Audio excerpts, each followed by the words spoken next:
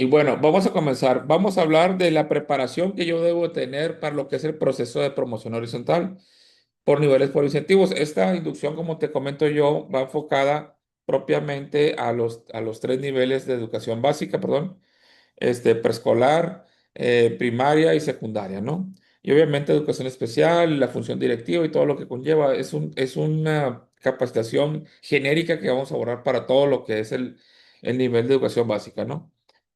Y bueno, vamos a irnos preparando en varios sentidos. Primero vamos a conocer un poco de lo que tiene que ver con lo que son los reactivos.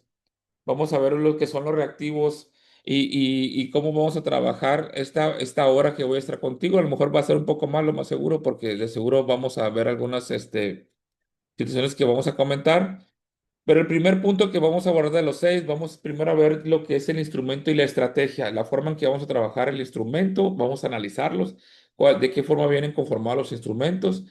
Vamos a ver también la estrategia que debe uno de tener para contestar a esos instrumentos. Hay formas de analizar cuáles son los instrumentos y la forma de responder a esos instrumentos. Luego nos vamos a ir con cierto contenido que haciendo un análisis de todo lo que es la bibliografía que se nos presenta, vamos a abordar cierto contenido, que obviamente no todo porque en una hora no nos alcanza, pero cierto contenido que en un momento dado se presta a cierta confusión o que debemos de tener mucho cuidado a la hora de hacer análisis sobre estos temas que vamos a empezar a trabajar, ¿no? Vamos a abordar, por ejemplo, la Constitución Política de los Estados Unidos, específicamente el artículo tercero, que el artículo tercero hay muchísimo que hablar de él. La Ley General de Educación, enfocándonos en el artículo 16. La Ley General de los Derechos de los Niños, Niñas y Adolescentes, específicamente en el artículo 17. Ahorita vamos a ver de qué trata cada uno de los artículos. Vamos a ver también el tema de la igualdad sustantiva y el interés superior, cuál es la diferencia entre uno y el otro, qué implica la igualdad real con la igualdad sustantiva, en qué punto se aplica el interés superior. Vamos a ver también la diferencia entre la nueva escuela mexicana, el plan 2022 contra lo que es una orientación integral. O sea, son temas que a veces, por insólito que pueda parecer, se puedan prestar a confusión. Vamos a ver la diferencia en ellos. Vamos a ver también hablar lo que es la gestión escolar, la ruta crítica y el enfoque formativo que tiene mucho que ver con los temas de gestión. Y por último, vamos a cerrar con el tema de codiseño, el programa analítico y el acuerdo 17020525, ¿no? Entonces, esos serían más o menos los temas, como te repito, son temas que si bien es cierto, no son todo lo de la bibliografía, pero son los temas que mayormente podemos poner énfasis y que sobre todo vamos a abordar. Esos temas están preparados en esta sesión para que cada uno de esos temas veas cómo se abordan de una perspectiva del instrumento de evaluación. Esa es la finalidad. Esos temas fueron seleccionados para que cada uno de ellos tengas un ejemplo de cómo un instrumento evalúa un tema o otro instrumento puede evaluar otro. Uno evalúa el tema de proceso, otro el tema de completar, el otro el tema de comparación, otro el tema de definición, etcétera. Entonces, cada uno de esos temas vamos a ir abordándolos como lo que es la definición del tema, pero sobre todo la perspectiva del instrumento que pudiera aplicar ahí, para que te vayas familiarizando más sobre la identificación propiamente de los instrumentos, ¿no? Bien, entonces estamos hablando que son 90 reactivos en total los que vamos nosotros a trabajar en todo lo que es el examen. Hay tres opciones de respuestas posibles en los reactivos. Obviamente, una de ellas nomás es la respuesta correcta que nosotros vamos a tener por válida. Son 30 puntos de los 100 que aplica el tema de multifactorial del proceso de promoción horizontal. Y tenemos cuatro formatos de instrumento. Vamos a ir desglosando cada uno de ellos. Uno de ellos es el cuestionamiento directo, cuando te hacen preguntas, donde te pide identificar el principio correcto. Aquí más que nada aplica pues para lo que son definiciones propiamente. El otro reactivo es el de complementamiento, que es un enunciado con espacio en blanco, donde nosotros tenemos que revisar todo el contexto de lo que dice propiamente el reactivo para saber de cuál de las tres opciones va a ser la correcta la que yo voy a poner ahí en un momento dado. El otro reactivo es el de ordenamiento. Es donde hay una secuencia de pasos dependiendo de la propuesta que te hace el reactivo, de la pregunta que te está haciendo el reactivo, y en esos pasos tú tienes que identificar cuál es el que falta o cuál es el que sigue en un momento dado de todo el proceso, hablando ya de una estrategia de cuidado del menor, por ejemplo, ¿no? Por poner algunos ejemplos que vamos a ver ahorita.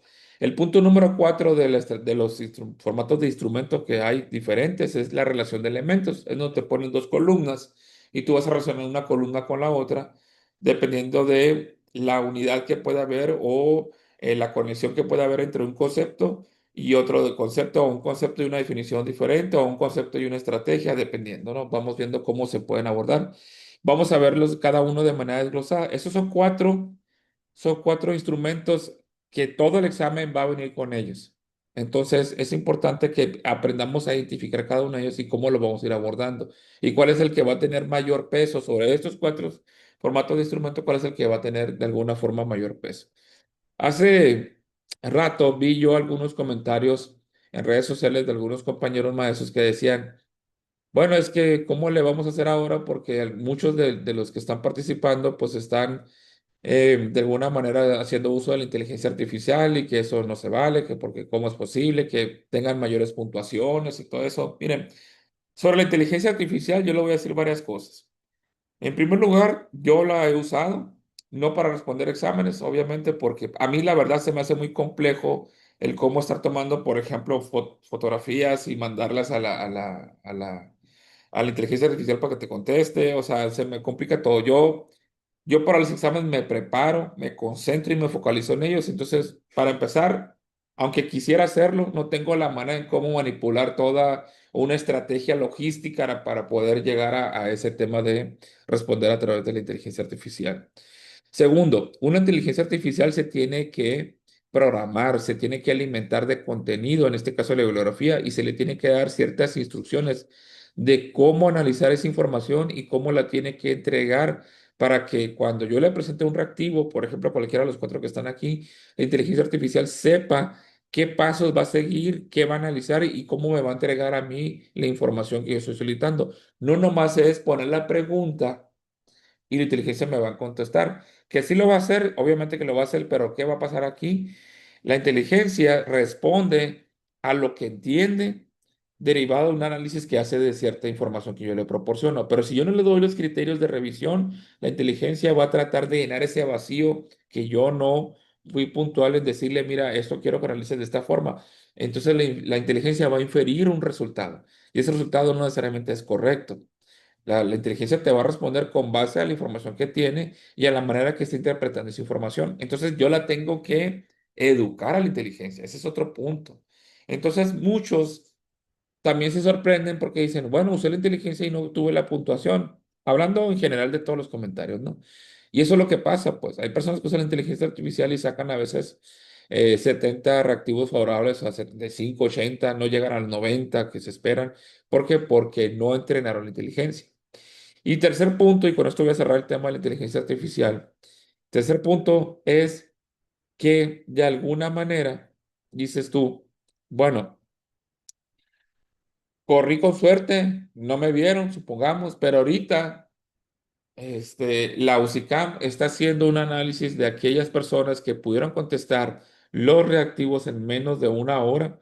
Por lo regular, contestar los reactivos con un análisis a conciencia y yéndose a un ritmo normal y pausado te puede durar aproximadamente una hora 20, una hora y media, dependiendo más o menos de lo que tardes tú en analizar el reactivo. Entonces, en una hora o menos es una velocidad muy rápida, son 90 reactivos para 60 minutos, imagínense, estamos contestando menos de un minuto un reactivo.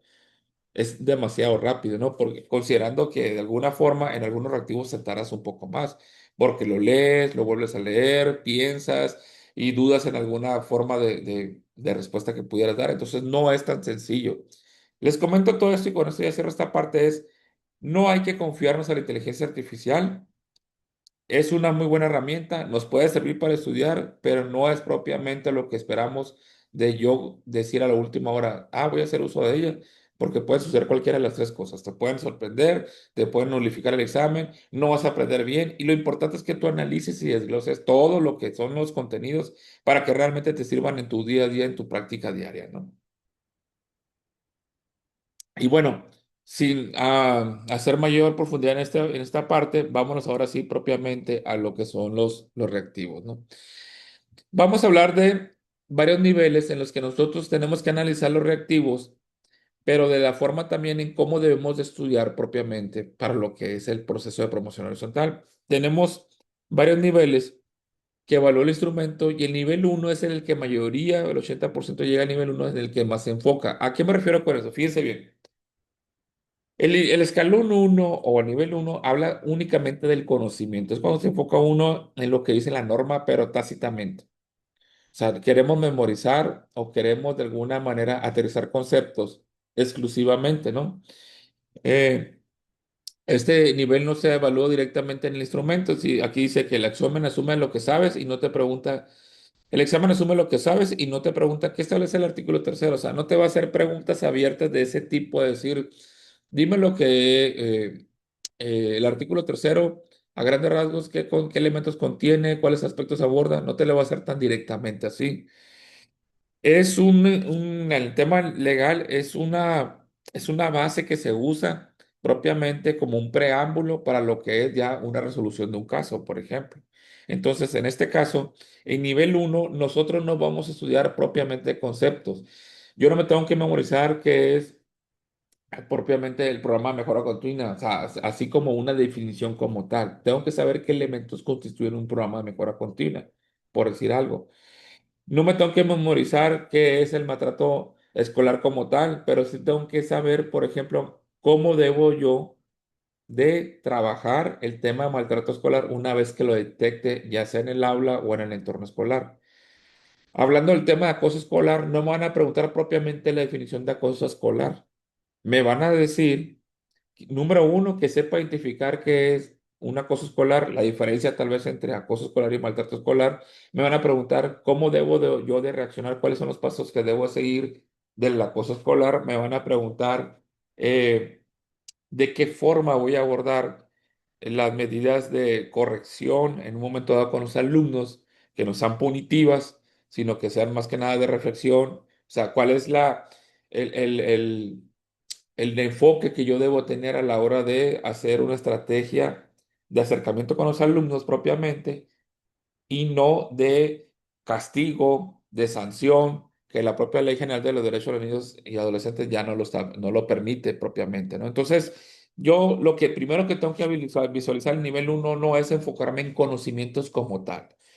Debo de conocer conceptos, sí, pero más que nada de conocerlos es desglosarlos, es analizarlos y saber en qué punto los voy a enfocar, saber en qué punto de una cadena de proceso debo de establecerlos y sobre todo saber cómo debo de actuar ante cierta terminología que me están a mí abordando propiamente en lo que es el examen, ¿no? Entonces, si nosotros que debemos quedarnos en nivel uno nomás de estudiar conceptos y no entenderlos, no saber cómo aplicarlos, sino desagregarlos, analizarlos, pues realmente alguna que otro reactivo voy a tener favorable porque no todos los reactivos están enfocados en eso. Entonces, ese es otro un punto que yo debo de analizar previamente, ¿no?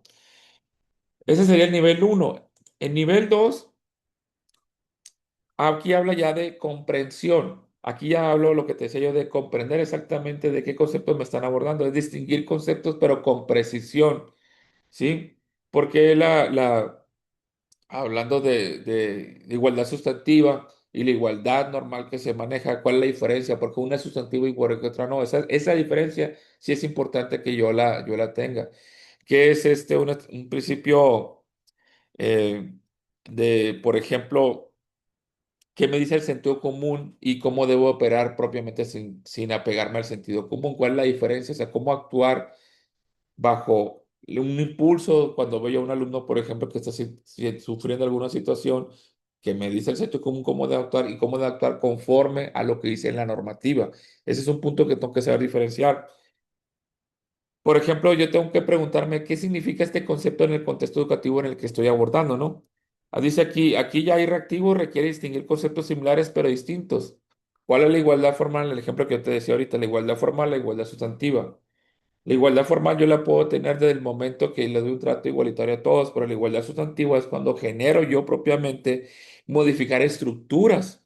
que impiden alcanzar lo que es la vida cotidiana. O sea, yo voy un poco más allá en esta parte. Entonces, la igualdad sustantiva no nomás es quedarse con el discurso, sino emprender acciones que propiamente busquen que sea algo real y verdadero y perdurable. Entonces, voy a modificar, hablando de igualdad sustantiva, por ejemplo, la estructura en la que yo trabajo en la escuela, los procedimientos que yo hago con ellos, la forma de organizar mi grupo, por ejemplo. Entonces, cuando yo estoy, fíjense bien, hasta aquí siendo una diferenciación de igualdad real a una igualdad sustantiva, este es el nivel 2 cuando llegue esto a punto, ¿no? Otro ejemplo sería la nueva escuela mexicana y el plan de estudios 2022. La nueva escuela mexicana es el marco teórico en el cual el plan de estudios de alguna manera surge, pero el plan de estudios es propiamente es una malla curricular a la cual yo debo de trabajar y debo echar mano para lo que son el desarrollo de mis contenidos. Pero la nueva escuela mexicana es el marco que engloba lo que es la filosofía de donde surge la malla curricular que está establecida en el plan de estudios 2022. Entonces, esa diferenciación que yo lo sepa establecer, estoy hablando de nivel 2, ¿no? Cuando ya puedo llegar a un nivel de comprensión. Y ese es un punto donde ya llegamos, vamos a decir, a un 60% de resolución de reactivos, que son los que comprenden los 90 reactivos que los cuales yo debo responder, ¿no? Y bueno, nos vamos a ir al nivel 3.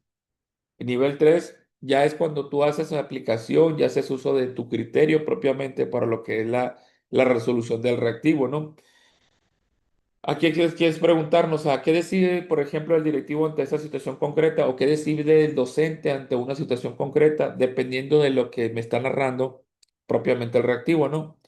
En este nivel de aplicación y el criterio que yo voy a usar es lo que la mayoría de los reactivos vamos a tener, el método de casos que conocemos comúnmente, ¿no? Aquí no es lo que te dice la intuición, no lo que te dice el sentido común, sino que te dice la norma propiamente que tú debes de hacer uso de ella. No es responder como yo considero que actuaría, no es responder como yo considero que puede salir mejor, sino que es qué me dice la norma, indistintamente que a mí a lo mejor me puede parecer algo frío, me puede parecer algo distante la forma en que tengo que actuar, es simplemente apegarme a la norma, ¿no? O fuera del sentido común para mí, por ejemplo, ¿no? Entonces, si me apego yo a la norma y aplico la norma con base a mi función, al rol que yo estoy jugando, si soy docente o si soy directivo, indistintamente, entonces estoy haciendo uso de aplicación y estoy haciendo el uso de definir que el criterio con base al marco normativo legal que debo hacer uso de él. El reto aquí, ¿cuál es? Perdón, el reto aquí es identificar de qué forma puedo yo actuar con base a este sistema, a este caso que me están poniendo, que me permita dar cumplimiento a la mayoría de lo que la norma está diciendo. ¿Sí? ¿En qué forma actúo yo que de alguna manera estoy dando cumplimiento a casi todo lo que la norma está exigiendo? Y esa va a ser la respuesta correcta a la cual yo me debo de apegar. Entre mayor compromiso de cumplimiento vea yo en la respuesta que estoy seleccionando que da pie a que dé mayor cumplimiento en la norma del marco legal, sería la respuesta correcta. Ahí es donde está la mayoría del examen, lo que yo debo de trabajar. Entonces, es pasar de nivel uno que muchas veces empezamos nosotros a trabajar de una manera autodidacta, y llegar al nivel 3 el nivel 3 de un proceso de comprensión, de aplicación, del uso del criterio, del dominio de la norma como herramientas que me van a permitir a mí saber cómo debe de ser mi marco de actuación, ya sea como maestro o como directivo, ¿no? Entonces, esos serían los tres niveles que evalúa el instrumento y en los cuales yo me debo ir apegando, ¿no? Entonces, es importante que yo trabaje el nivel 3 que es el que nosotros vamos a trabajar y debemos de desarrollar siempre en todo el proceso de promoción horizontal, ¿no? ¿Hasta aquí alguna duda, algún comentario? ¿Vamos bien? ¿Voy muy rápido? ¿Voy muy lento? Ustedes díganme. Perdón. Entonces, esos son los tres niveles que estamos viendo ahorita. Ahora, ya les dije que el nivel 3 es el que debemos nosotros apegarnos más, porque es el nivel de aplicación, el nivel de criterio y el nivel de alguna manera, donde pongo en juego todo mi conocimiento del marco legal y marco normativo y es el cual voy a poner en funcionamiento, ¿no? Entonces, aquí hay seis patrones del instrumento, seis formas de que yo lo voy a ir abordando, lo voy a ir viendo. Vamos a analizar las seis formas para que veamos cómo están construidos los distractores. porque todos los instrumentos tienen sus distractores. Ya les dijimos, o ya vimos ahorita, perdón, que son tres respuestas las que yo voy a tener en cada reactivo. Ahora, de esas tres respuestas, dos son distractores y una es la respuesta correcta. Y inclusive muchas respuestas van a ser casi idénticas. Y hay una palabra clave en la que me va a hacer distinguir, ya sea en la respuesta o en la pregunta, en la que me va a hacer distinguir de decir, esta es la respuesta que yo debo de seleccionar, ¿no? Primer patrón, concepto correcto, contexto equivocado. Imagínense, por ejemplo, que a mí me están narrando un tema de, hay un alumno herido, ¿sí? Entonces, el alumno está herido, de repente salió corriendo, el reactivo es lo que dice, se cayó el alumno y me dicen, me meten algo ahí de la igualdad sustantiva en el reactivo. Pero realmente las respuestas que yo veo es, una de ellas es igual de sustantiva y otra habla de una respuesta de una emergencia médica y habla de un derecho de prioridad. El artículo 17, por ejemplo, de la Ley General de los Derechos de los Niños, habla de la prioridad que le debo de dar yo a resolución de situaciones. Si llega alguien y me quiere decir que, oiga, maestro, fíjese que tengo una problemática, o llega una señora que me quiere abordar y le tengo una problemática, pero yo estoy viendo que hubo una situación con un menor de emergencia, pues el sentido común me dice que debo atender al menor, y hasta ahí voy bien. Pero el marco normativo también me respalda en esa parte, porque hablando de un derecho de prioridad, ¿a qué le voy a dar prioridad de todos los derechos que tienen los alumnos? ¿Con cuál me voy a quedar yo? Si estoy viendo que es una emergencia médica, primero atiendo al alumno y después atiendo cualquier otra situación que se pudiera presentar. Así esté el supervisor o esté el secretario de educación, quien sea. Si yo veo que un alumno está sufriendo una situación que requiere atención inmediata por un tema médico, el principio de prioridad me va a decir que yo me voy a directamente ahí. Y yo te pongo el tema de igualdad sustantiva porque puede ser un tema que de repente te pueden poner respuestas y que a lo mejor la redacción del contexto se pudiera asemejar a algo de la respuesta y pudieras tú irte por esa respuesta cuando no es la correcta. ¿Por qué? Porque hay que analizar toda la pregunta y ver, a ver, ¿qué me está diciendo? ¿Me está hablando de una emergencia? ¿Me está hablando de algo que le debo a prioridad de atención? Entonces, estoy hablando de un derecho de prioridad, ¿no? Ese sería uno de los distractores. Confundir algunos conceptos o que te metan conceptos que son muy importantes, pero que en ese momento no aplican en lo que es el reactivo. ¿Sí? Pero son distractores que te ponen de alguna manera, pues, para que tú dudes a la hora de responder. El otro punto, eh, aquí entra un ejemplo muy claro sobre lo que es una buena acción que no es obligación, ¿no? Yo te dije ahorita que lo que exige los reactivos es que nosotros nos apeguemos e identificamos en qué momento nos debemos de apegar a lo que dice el marco normativo y legal. Vamos a suponer que un alumno no ha ido y tiene como unas 10 faltas. Entonces tú, por buena gente, y dices, voy a ir a ver al alumno a su casa, ¿sí? O si eres directivo, dices, voy a mandar al trabajador social, si estamos hablando de secundaria, o voy a hacer yo como directivo, hablando de primaria, voy a hacer una visita al alumno para ver por qué no está viniendo a la escuela, tengo su dirección y planteo ir a verlo, ¿no? Entonces, yo tengo una buena intención. Tengo de alguna manera el interés de que el alumno, preocupado porque no ha venido, ver qué está pasando. Pero la norma, ¿qué me dice? Yo tengo que notificar ante las instancias correspondientes, que puede ser lo que es la Procuraduría de Defensa del Menor, o puede ser inclusive hasta la Fiscalía, pero en este caso la primera instancia se diría la Procuraduría de Defensa del Menor, la ausencia del menor. Y esa ausencia pudiera derivar inclusive en una misión de cuidados. A lo mejor el menor no viene porque se la pasa todo el día viendo la televisión en su casa, la mamá no lo quiere mandar, o se dan muchos casos que los menores cuidan a otros alumnos, a otros niños, ¿no? De la misma familia y la señora muy cómodamente los deja ahí porque tiene que trabajar. Entonces, ahí hay una misión de cuidados, pero eso no nos corresponde a nosotros dictaminarlo. El DIF, a través de la Procuraduría, va a hacer una visita domiciliaria y va a dictaminar si hay emisión de cuidados. Pero mi función como docente o como directivo es notificar la ausencia de ese alumno, hacerlo por escrito, ¿sí? Porque así lo dice la norma. El artículo 57 habla de eso, de esa notificación que yo debo manejar, establecer a través de la ausencia de un menor, por ejemplo. Eso es lo que dice la norma. Todo lo demás que yo hago fuera de la norma son buenas voluntades que yo puedo tener, pero que no propiamente es la manera en que debo de actuar y que en su momento no me conviene actuar, por decirlo de alguna forma, ¿no? Entonces, te van a poner situaciones, por ejemplo, de decir, en esta situación que el alumno faltó tanto tiempo, inciso A, ir a su casa y verificar por qué no ha ido a la escuela. Inciso B, decirle a su hermano, por ejemplo, si estudia también en la escuela, que le diga a su mamá por qué no venía el alumno. Digo, podría hacerlo como una forma paralela, pero yo lo que no debo dejar de hacer es notificar propiamente la ausencia de ese alumno por escrito, como lo establece la norma, ¿no? Entonces, eso es un punto que te puede confundir muchas veces, que te pueden dar buenas acciones para que tú te vayas con esa finta y digas, ok, pues me suena lógico que también pregunte al hermano por qué no ha venido, pero realmente lo que tengo que hacer es notificar, ¿no? Ese sería el otro patrón de posible confusión. El patrón número tres, dice aquí opción que emite el seguimiento. En toda situación que se presenta en la escuela hay una cadenita de pasos a seguir para la resolución de una situación crítica que se pudiera presentar. Estoy hablando de, por ejemplo, eh, ahorita que te dije, un alumno golpea a otro.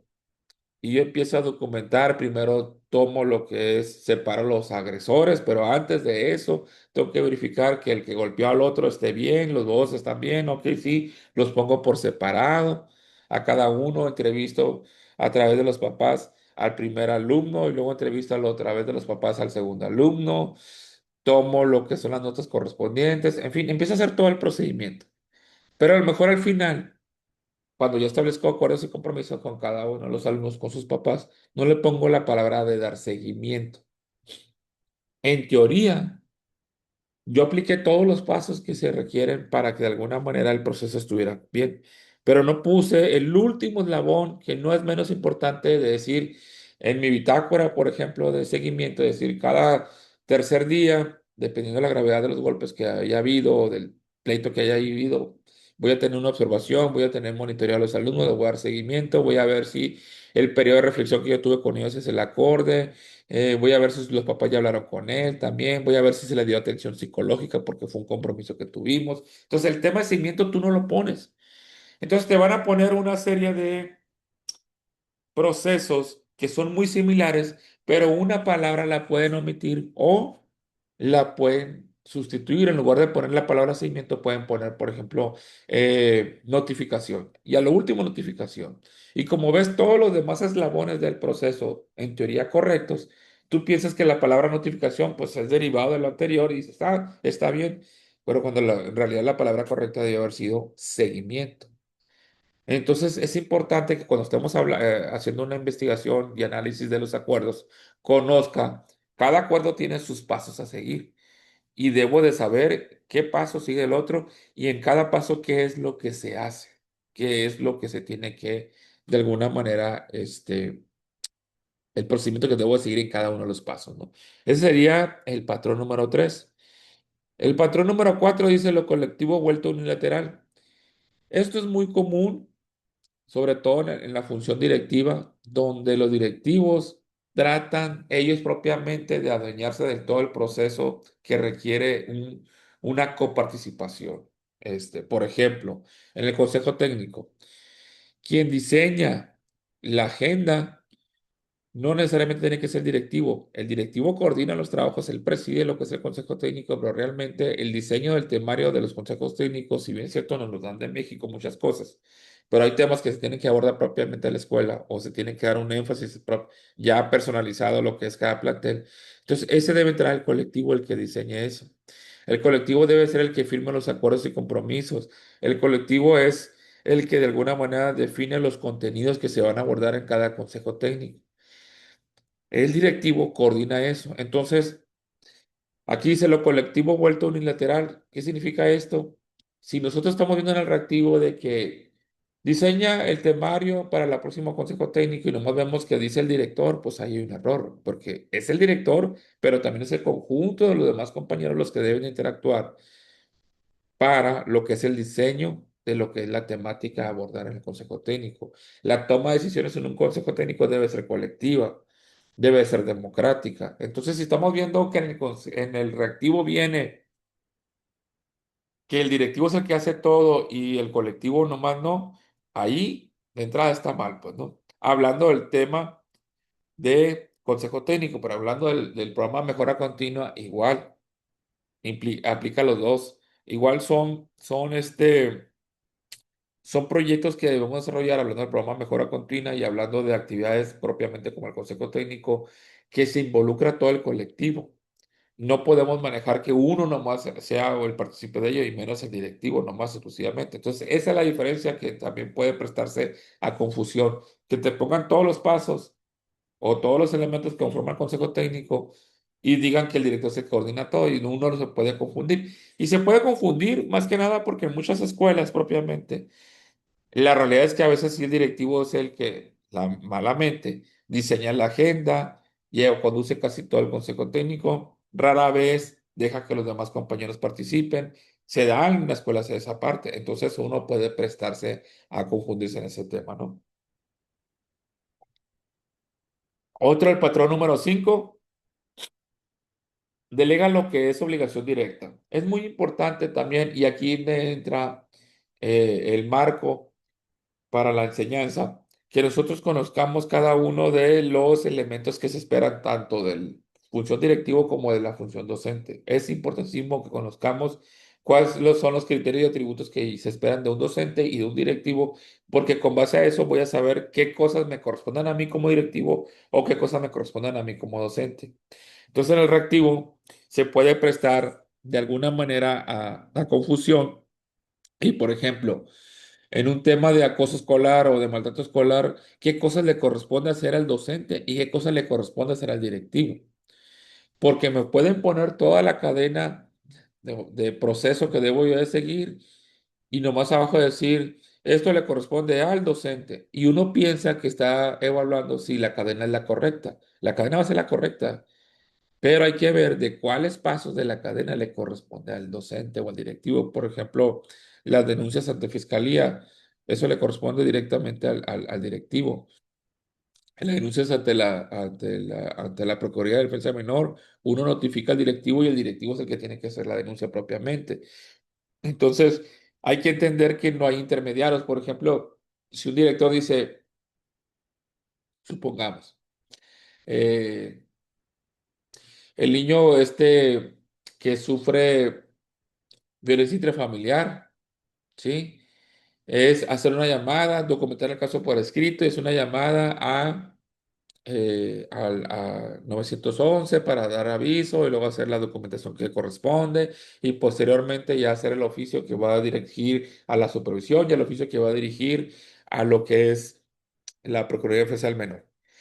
Pero en la redacción de la respuesta dice, el director instruye al trabajador social o el director instruye al docente comisionado o el director instruye a la secretaria para que haga el oficio, ella haga todo eso. O sea, ahí es un error, porque todo es atribución del directivo. ¿Sí? Y le corresponde propiamente al directivo hacer uso de lo que son sus facultades y no puede delegar ese tipo de cosas. O sea, el directivo no delega, comisionará algunas cosas, pero no puede delegar lo que son sus atribuciones. Y hablando de los docentes es lo mismo, pues, ¿no? Un maestro no puede delegar el llenar la bitácora, el, el notificar a los padres de familia, no le puede decir al jefe de grupo, por ejemplo, a ver, jefe de grupo, llena la bitácora y ponle ahí que el día de hoy dos alumnos se pelearon, pero que ya hablé con ellos. No puede hacer eso. Llenar la bitácora es lo correcto, llenar la bitácora con lo que aconteció es lo correcto, sí, pero quien lo tiene que hacer, ¿quién es? El docente.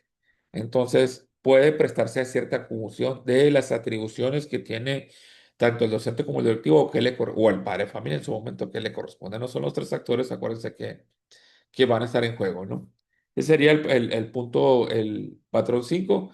El patrón número 6 confunde instrumentos distintos. Ya les comentaba yo ahorita de la nueva escuela mexicana con el plan de estudio 2022, hablando de la nueva escuela mexicana propiamente, que es el marco conceptual de donde yo parto, donde viene la filosofía propiamente de la enseñanza que yo voy a practicar.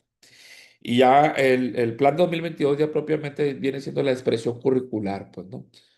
Uno se deriva del otro, pero no son lo mismo. Uno surge del otro y no son lo mismo. Se puede prestar a confusión, en un momento dado se pudiera prestar a confusión. Ahora, si hablamos de la nueva escuela mexicana, estamos hablando de la Ley General de Educación, que la Ley General de Educación es donde viene la esencia de la nueva escuela mexicana. Ahí es donde están las bases, donde surge la nueva escuela mexicana. Por eso se modificó tanto el artículo tercero como la ley general de educación. Tuvieron estas modificaciones porque es donde vienen las características propiamente de la nueva escuela mexicana. Y de ahí se deriva el plan de estudio 2022. Entonces, eso es importante que yo lo conozca. En dónde viene asentado, eh, qué concepto y qué terminología dentro del marco normativo y legal, ¿no? Esos serían los seis patrones del instrumento que están construidos con distractores. La forma en cómo me los pueden presentar para que yo de alguna manera me pueda distraer y decir, ah, bueno, es que yo pensé que era este concepto, pensé que era este paso, pensé que le tocaba al directivo, pensé que tocaba a nomás a todo un mundo, al colectivo, y esto era un tema propiamente del directivo nomás, por ejemplo. Entonces, son cosas que yo debo irme fijando muy bien y enfocando, ¿no? Ahora. Vamos a irnos por el segundo segmento, vamos a ir yendo segmento por segmento, ¿no?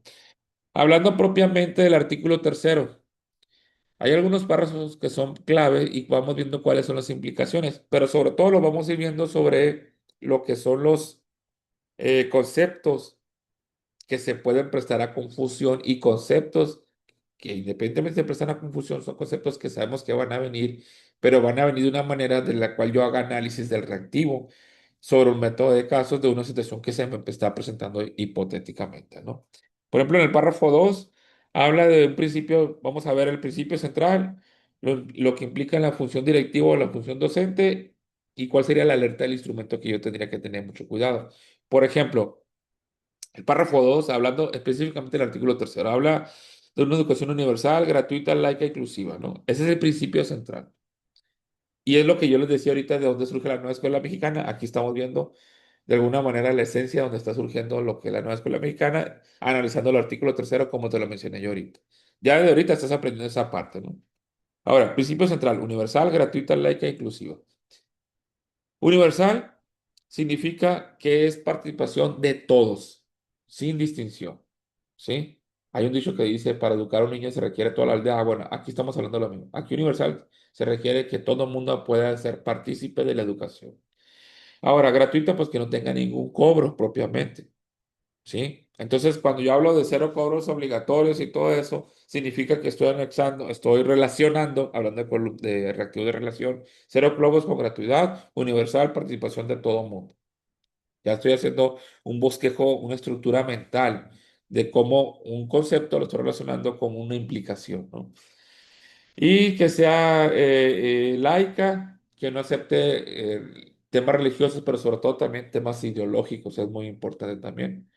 Por ejemplo, si estamos hablando del supremacismo de los blancos, por ejemplo, es un tema de ideología, es un tema que no debemos de abordar propiamente, sino debemos de pegar exclusivamente a lo que es nada de religión, nada de temas ideológicos, pero sobre todo lo que es realmente el estudio y análisis de la humanidad como tal. Por ejemplo, si estamos hablando de ciencias sociales o de humanidades propiamente, ¿no? Entonces, laica no nomás, no nomás me voy o el tema de la alerta del instrumento cuando me dice no acepta dogmatismos ideológicos, pero como no dice la palabra laica, a lo mejor me puedo confundir y yo pienso que esa no es la respuesta correcta, sino que laica se presta propiamente, que si bien es cierto no son temas religiosos, pero también habla de temas de dogmatismos o de ideología. Ese es un punto que también tengo que tener claro. O sea, es ampliar un poquito la correlación que hay entre no religioso y el tema laico, ¿no? Y el párrafo 4 por ejemplo, habla de la dignidad humana, igualdad sustantiva y derechos humanos. Entonces, el punto de la dignidad humana es un tema que es muy interesante porque primero hay que entender que todo ser humano de que nace ya viene consigo con su dignidad. Ya es el solo hecho de ser una persona, un ciudadano como tal, ya tiene ya tiene derecho a una dignidad y ya tiene atribuido una dignidad de la cual yo voy a hacer uso en toda mi vida como tal, ¿no? Entonces, la implicación que yo puedo manejar en esos tres conceptos dice, criterio de toda decisión directiva, no solo las grandes, la dignidad evalúa hasta la disciplina cotidiana. Ejemplo, para entender un poquito más esto. Imagínate que, por ejemplo, eh, hay un tema donde yo pongo cierto criterio para que los alumnos vengan con el uniforme siempre y deben de traer pantalón o deben traer falda, etcétera, ¿no? Vamos a suponer que yo así lo establecí en mi acuerdos de convivencia. Pero resulta que hay ciertos alumnos que no tienen para comprar un uniforme, yo no le puedo negar el derecho de que entren a la escuela. O que los alumnos de repente un día no lo pudo llegar el uniforme porque se le rompió y yo lo quiera sancionar por eso.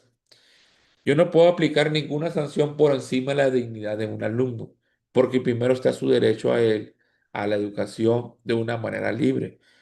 De entrada, el uniforme no es un tema de obligación que yo pueda exigir, es un tema donde puede prestarse un beneficio de ciertas familias que lo pueden llevar, pero en un momento dado, si no lo pueden llevar, yo no puedo sancionar al alumno. Entonces, tengo que prevalecer ahí la dignidad humana. Ahora, vamos a suponer, eh, tuve un problema de salud y no pudo entregarme las tareas. Y yo puse en mis criterios como maestro de que si un alumno falta más de una semana, no me va a entregar tareas indistintamente si me justifica la falta. Entonces, el alumno me justifica la falta, pero yo le digo, no, pero ya tuviste una semana, no te voy a justificar. Entonces aquí, la disciplina que yo aplico en todo momento no puede estar por encima del derecho del alumno a que yo le reciba las tareas porque tuvo una situación médica que atender y me trajo el justificante. Inclusive si no me lo haya traído, si el solo hecho de que la mamá se haya presentado y me ha dicho, ¿sabe qué, maestro? No pudo venir mi hijo por un tema de salud, un tema personal que pasó ahí en la familia, familiar, etcétera, yo lo tengo que atender. Entonces, a eso se refiere con la que la dignidad humana no puede estar por encima de cualquier norma o medida disciplinar, ¿no? O sea, no es una declaración nomás, como lo dice aquí en alerta de instrumento, no es una declaración como nomás, sino que va propiamente a un tema de aplicación como tal, ¿no? Cada decisión que yo tomo como maestro o como directivo, tengo que pensar si de alguna manera, número uno, estoy atendiendo el principio de igualdad sustantiva, número dos, si estoy atendiendo el tema de derechos humanos y número tres, si estoy atendiendo el tema de dignidad humana. Cada decisión que yo tomo, la forma en que voy a hablar con los alumnos, la forma en que voy a hablar con mis docentes, la forma en que voy a hablar con los padres de familia, la forma en que me voy a conducir con ellos, la forma en la medida de reposición que voy a poner, todo, siempre tengo que pensar si no vulnero los derechos humanos, si estoy aplicando la igualdad sustantiva y sobre todo si estoy pensando en la dignidad humana de esa persona, de ese alumno o de ese docente. Siempre, siempre, en toda decisión que yo tengo. Entonces, eso lo dice donde el párrafo 4. Ahora, el párrafo 5 habla del interés superior en acceso, permanencia y participación. ¿La implicación cuál es? Dice, priorizará, es mandato, no aspiración, prevalece sobre cualquier conveniencia institucional. Todas las decisiones que yo tome deben de privilegiar, obviamente, al alumno, pero no nomás privilegiar al alumno, deben privilegiar que esa decisión que yo tomé le permita al alumno acceder a la escuela. Ejemplo, vamos a tener acceso a la escuela. Vamos a suponer que llegó una señora de allá del sur, de Oaxaca, iba a pasar al otro lado porque pensaba trabajar, no pudieron, entonces la señora decide inscribir a su hijo aquí en Sonora, en cualquier escuela de Sonora. Pero en ese viaje perdió los papeles, no tiene ningún papel. Mientras le consigo los papeles, yo no le puedo negar el derecho a la inscripción al alumno. Yo tengo que hacer que el alumno vaya cursando la escuela y después veré formas de cómo hacer que el alumno se regularice en el tema de administrativo. Entonces, ese es el interés superior. Ahí estoy garantizando el acceso al alumno. Ahora, la permanencia. Vamos a suponer que un alumno, por motivos de trabajo de su papá, lo van a dar, lo querían dar de bajo un mes porque el papá va a trabajar un mes fuera y se va a ir toda la familia y al mes van a regresar. Si el alumno cuando regresa al mes desea continuar en la escuela, yo lo tengo que aceptar y darle continuidad a sus estudios. ¿Sí? O sea, esa es una forma de garantizar la permanencia del alumno. Indistintamente que se haya ido un mes, ¿qué es lo que tengo que hacer yo? Buscar estrategias como docente o como directivo para que el alumno tenga un proceso de recuperación, pero no le puedo negar la permanencia ahí, ¿no? Y hablando de participación, ¿qué es lo que tengo que hacer yo ahí también? Buscar que el alumno no se quede rezagado en las actividades que yo como docente estoy haciendo o realizando con mi grupo de trabajo porque le falta dinero para comprar material, porque no llega a tiempo a la escuela porque vive muy lejos y no tiene transporte que lo traslade a tiempo, porque estuvo enfermo, en fin, o sea, si yo hago trabajo, vamos a suponer que dejo una actividad de trabajar en equipo y al alumno lo excluyo porque no trajo el material, porque no se adapta con los demás alumnos y el equipo dijo, no, maestra, es que como él no trabaja porque es más lento para trabajar, no lo queremos aquí, mejor busque otro equipo y el alumno yo, con tal de no batallar. Digo, ah, bueno, hazlo tú solo y te va a contar como si lo hubieras hecho en equipo. Ahí no estoy manejando el tema de participación. No estoy buscando el interés superior del menor y no lo estoy privilegiando. Inclusive estoy violentando su dignidad y sus derechos. ¿Ok? Y también estoy hablando de que no estoy promoviendo un proceso de igualdad sustantiva porque yo mismo estoy violentando la forma y la organización de la escuela para que ese alumno no sea incluido dentro de un grupo de trabajo, en una actividad que yo estoy haciendo en colectivo, ¿no? Fíjense todas las implicaciones que hay de una decisión que yo tomo, cómo puede impactar en diferentes conceptos. Una sola decisión, estamos hablando de que estoy violentando el interés superior de él, estoy hablando de que estoy violentando los derechos humanos de él, de la no participación, estoy hablando de que no hay una igualdad sustantiva porque propiamente por una condición a lo mejor el alumno no quiere recibir los demás y yo lo estoy dejando a un lado, lo estoy segregando y excluyendo y obviamente eso implica violentar su dignidad humana. Todo eso es la implicación que puede tener una decisión que yo estoy tomando. Y cuando hablamos, por eso dice aquí en alerta de instrumento, dice, todas las decisiones sin umbral mínimo. O sea, no puedo decir hasta aquí voy a trabajar el tema de interés superior y esto lo demás no. El interés superior siempre debe prevalecer por encima de todo.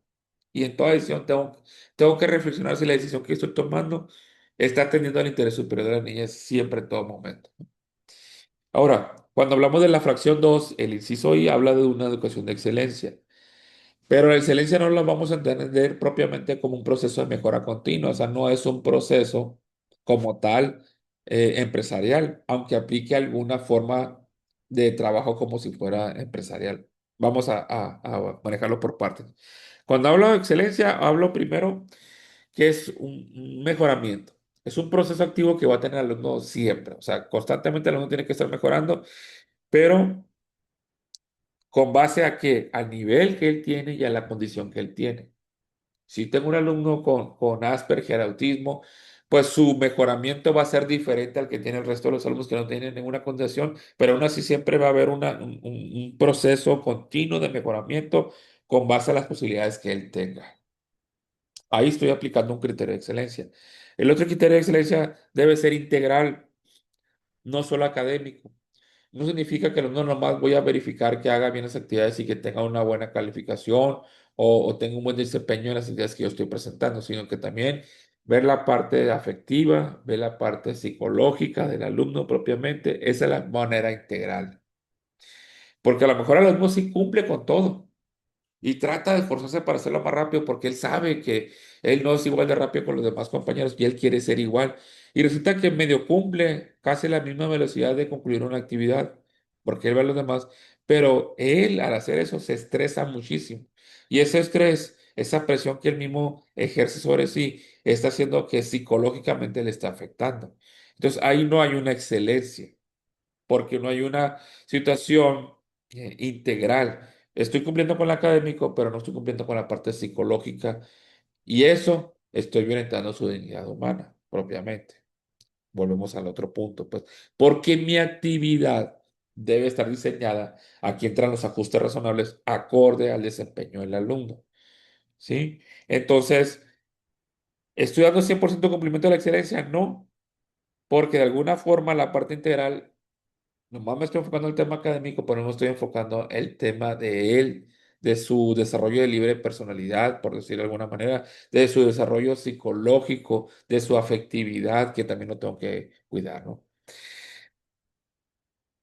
Todo este avance que el alumno está teniendo, retomando el ejemplo del alumno con cierta condición, debe ser constante, no eventual. No decir, ah, bueno, es que hay ciertos días que sí me trabaja bien, otros días que no, sino hay que ver esos días que no estoy trabajando bien, ¿por qué? A lo mejor de repente el alumno trabaja ciertos días y esos días son los que el alumno viene y medio hace las actividades y otras veces no. Entonces tengo que analizar esa parte. Entonces ahí estoy fallando a la excelencia, no hay una continuidad de un buen desempeño. Ahora, puede haber altibajos, sí es cierto, pero el común denominador debe ser de que, porque a lo mejor se le puede hacer complejo un tema hablando de la parte académica. Entonces, yo tengo que ver de cierta forma cómo puedo compensar eso. Entonces, ese criterio de la continuidad, pues pudiera ser, hay continuidad porque el promedio de las veces que él realiza actividades en la sumatoria total me habla de una constante, aunque haya ciertos altibajos, ¿no? Y por último, estamos hablando del máximo logro, que es, ya avanzó, cumplió, tuvo continuidad, hubo mejora, fue integral, pero sabemos que puede lograr un poco más. Sabemos que su zona de desarrollo próximo puede ser un poquito más allá y el alumno puede llegar un poco más lejos. Entonces, ahí que tiene que aplicar que debe haber un máximo logro. Entonces, cuando estamos hablando de educación de excelencia, estamos hablando de mejoramiento, estamos hablando de máximo logro, estamos hablando de constancia y estamos hablando de que debe ser una educación integral. O sea, esos cuatro puntos habla de lo que es la educación de excelencia. No nomás enfocarme a que saque 10 o 9, porque estoy hablando de un solo apartado, cuando la educación de excelencia me habla de otros términos que también debo de cuidar y atender, ¿no? No entender, hablando de la letra del instrumento, no entender que la excelencia es atender a un alto rendimiento selectivo, sino que es una parte, como lo mencionaba ahorita, integral, constante, integral, de mejoramiento permanente, ¿sí? Y a llegar a un máximo logro. Ese es el punto que tengo que trabajar como siempre, hablando de educación de excelencia. Fíjese bien, como un concepto tan sencillo que pudiéramos decir, bueno, educación de excelencia lo entiendo que es un máximo logro y académico, y ya no, conlleva muchísimas cosas más. En la medida que cada concepto, así como te lo estoy dando yo, lo estoy desglosando y lo estoy correlacionando con otros conceptos, o sea, estoy haciendo un entramado de conceptos. Aquí tengo la dignidad humana, aquí tengo los derechos humanos, aquí tengo el interés superior.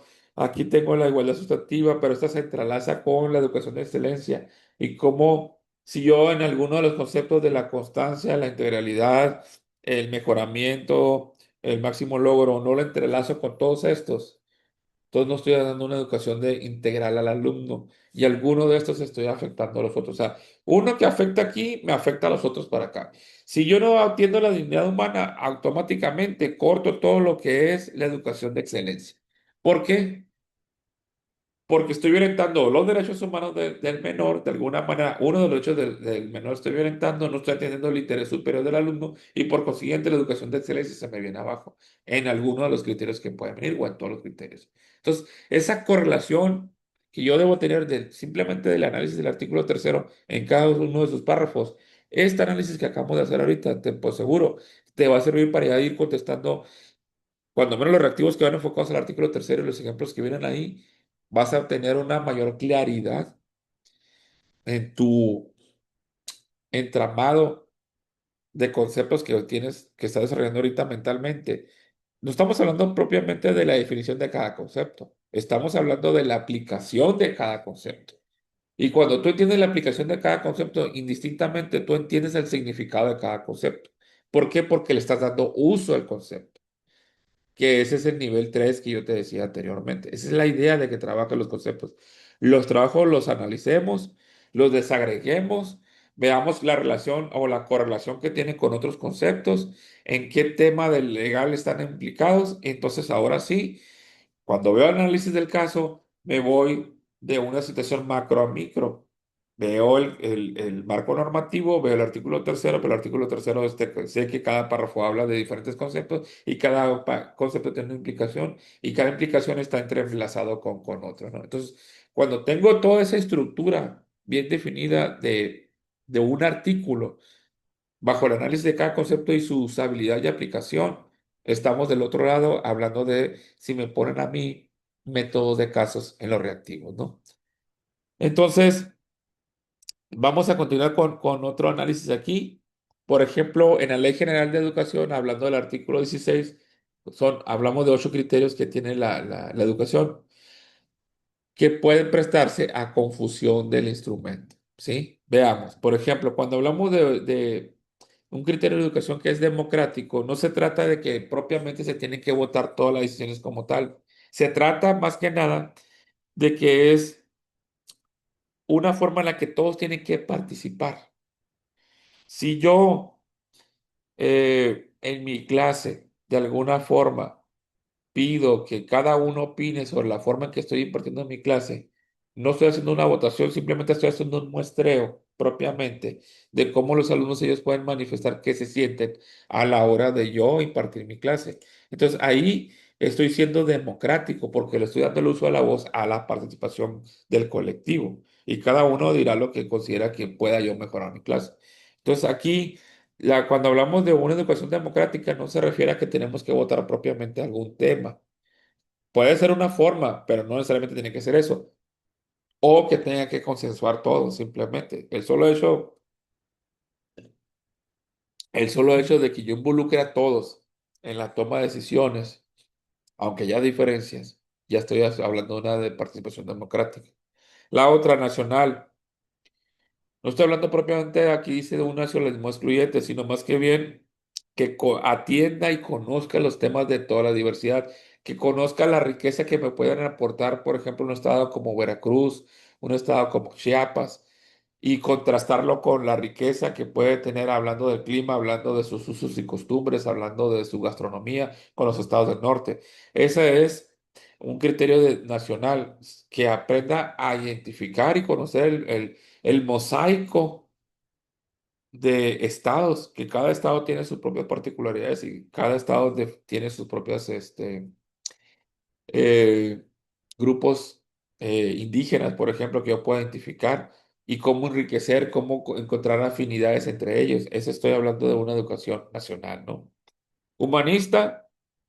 No se trata de que yo trate amablemente a los alumnos y que sea educado. Digo, eso sería algo intrínseco que yo debo de tener. Se trata más que nada que aquí hay un respeto a la dignidad. Fíjense, volvemos a retomar el tema de dignidad humana que voy a tener. Entonces, que haya una igualdad, que haya una fraternidad.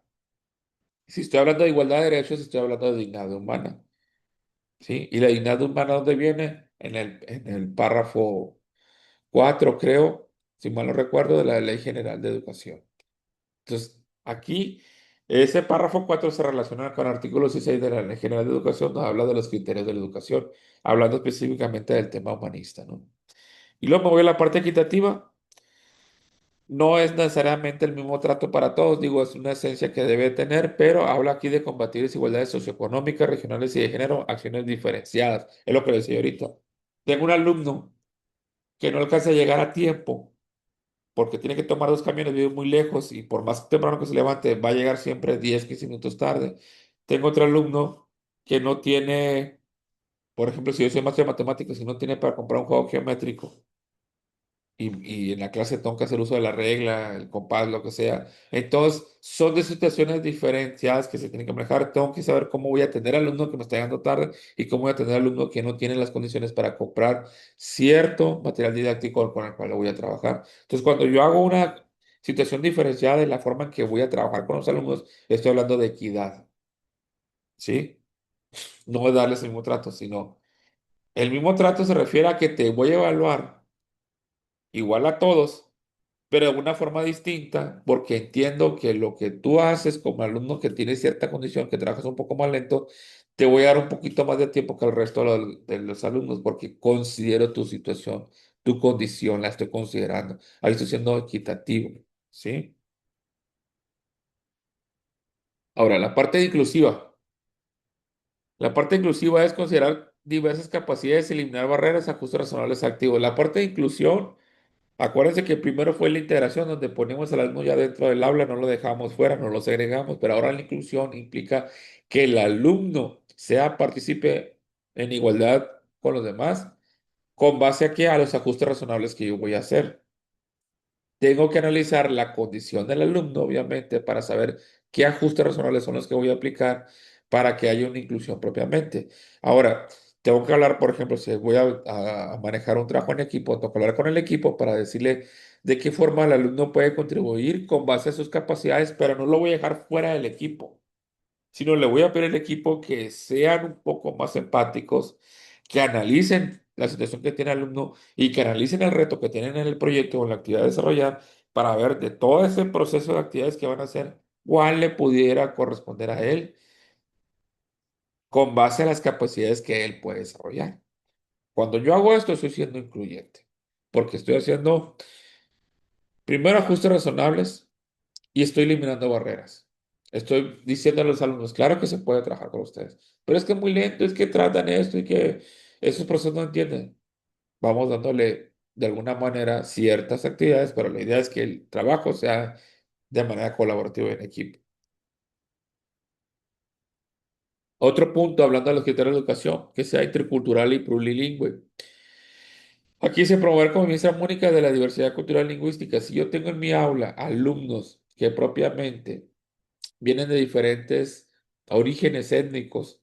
Cada uno tiene su riqueza y esa riqueza la tengo que trasladar a ejemplos prácticos en el aula para que los demás observen esa riqueza. Y ahí estoy hablando de la parte intercultural, igual con el idioma.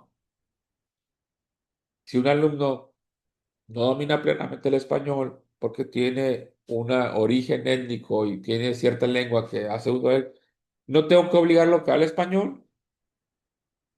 Ni tampoco tengo que obligar a los demás que entiendan propiamente la lengua, sino tengo que hacer una combinación ahí de tal manera de que el mismo alumno también sea como un expositor de la forma en la que él fue aprendiendo el uso de las dos lenguas, por ejemplo, y los demás lo vayan entendiendo. O sea, tengo que involucrar a los demás en esa riqueza que estoy hablando de usos y costumbres, formas de pensar y formas de hablar. Eso es la educación intercultural y plurilingüe. No nomás decir, es que este alumno, estoy en una zona urbana y debió haber entrado a una escuela indígena, porque solamente ahí lo van a atender mejor, ¿no? Acuérdense que yo no le puedo negar, porque a lo mejor la mamá, si bien es cierto, es de una comunidad indígena, pero resulta que ahorita aquí en la ciudad está viviendo cerca de la casa de un familiar y cerca de la casa de familiar donde le queda la escuela. Y no lo voy a mandar a la otra escuela que está más lejos, nomás porque la otra es indígena y esta no. Ahí no estoy siendo digno con el alumno, volvemos al tema de la dignidad. Y estoy violentando su derecho. Y estoy violentando el interés superior porque no le estoy dando el acceso a la educación como corresponde, por una situación en la que yo no quiero atender al alumno. ¿Sí? Ahí no estoy atendiendo al interés superior de las niñas. Entonces, ahí el yo excluir a un alumno porque no le entiendo, porque habla algún idioma, una lengua, perdón, que no es la propiamente la mía, o porque trae una parte cultural que yo no la sé identificar muy bien, no sé cómo abordarla, no significa que el alumno debe estar excluido. Ok, el otro punto es la parte integral. Dice, todas las dimensiones de desarrollo cognitiva, social, física, ética, estética. La parte integral, lo que te decía ahorita, esto va enclavado ¿dónde? En el concepto de educación de excelencia. Acuérdate que ahorita te dije, no nada más es que la parte académica salga bien, sino tengo que atenderlo de una manera integral, que la parte física, la parte socioemocional, la parte estética, ética, todo eso involucra. Esta parte integral es un elemento que integra lo que es la educación de excelencia. Aquí ya lo tenemos más desagregada y como su párrafo aquí abajo lo dice, sinónimo de completo académicamente, no necesariamente. Salió bien en mi materia, sí, pero el alumno está todo estresado. El alumno no tiene un desarrollo físico. No quiere salir a la clase de educación física, únicamente se la quiere llevar en el salón, atendiendo las cosas del salón, por ejemplo, o no se alimenta bien, ejemplo, ¿no? De excelencia, que esto ahora aquí ya engloba todo lo demás. Mejoramiento integral constante para máximo logro de todos. Lazos escuela-comunidad. Únicamente, si yo me enfoco únicamente en el rendimiento estadístico, pero estoy hablando de educación de excelencia, volvemos al tema académico. No porque ya por 10 significa que el alumno sea de excelencia. ¿Por qué? Porque las otras variables de donde hablamos de educación integral están quedando fuera. ¿Sí? Esto sería, por ejemplo, hasta aquí acabamos de hacer un análisis del artículo 16 específicamente de los criterios de la educación. Ahora, no estamos macheteando nada, no estamos aprendiendo de memoria nada, simplemente estamos reflexionando el cómo mi actuación con ejemplos prácticos de alguna manera impactan en alguno de los criterios de la educación, que al final de cuentas le toca dar seguimiento a todos. Pero no siempre en el aula o no siempre en la función directiva se me van a presentar algunas situaciones que necesariamente tengo que atender un tema democrático. A lo mejor se me presentó un tema de una situación de equidad, otra de inclusión, o puede ser de equidad e inclusión y la parte pluricultural puede incidir ahí. Depende del tema que estemos hablando. Pero lo que no debemos de perder de vista es que la educación implica democracia, implica equidad, implica inclusión, implica excelencia, implica la parte integral, humanista y nacional. Eso es lo que no debe perder de vista. Son los elementos que confluyen para que haya una educación. Esos son los criterios. Y sobre eso ya cada uno tiene sus propios agregados y su aplicación, ¿no? Bien, entonces vamos a irnos ahora a otro artículo, pero este es de la Ley General de los Derechos de los Niños. El artículo 17 dice, habla del derecho de prioridad y socorro. Esto viene en el nuevo instrumento 2026-2027. Anteriormente en la anterior guía no venía. Eso es algo nuevo que viene aquí, ¿no?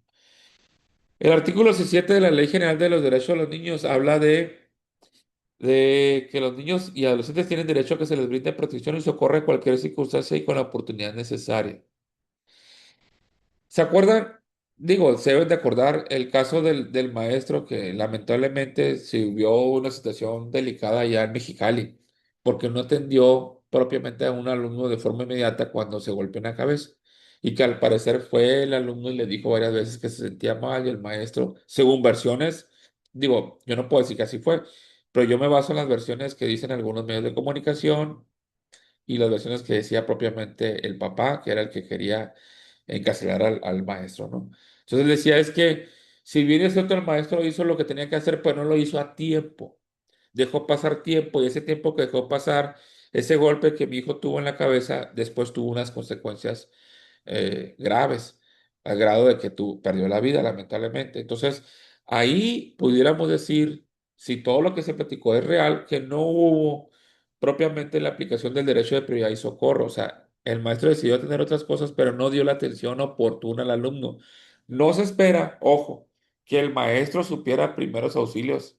No se esperaba que el maestro le diera un primer auxilio al alumno.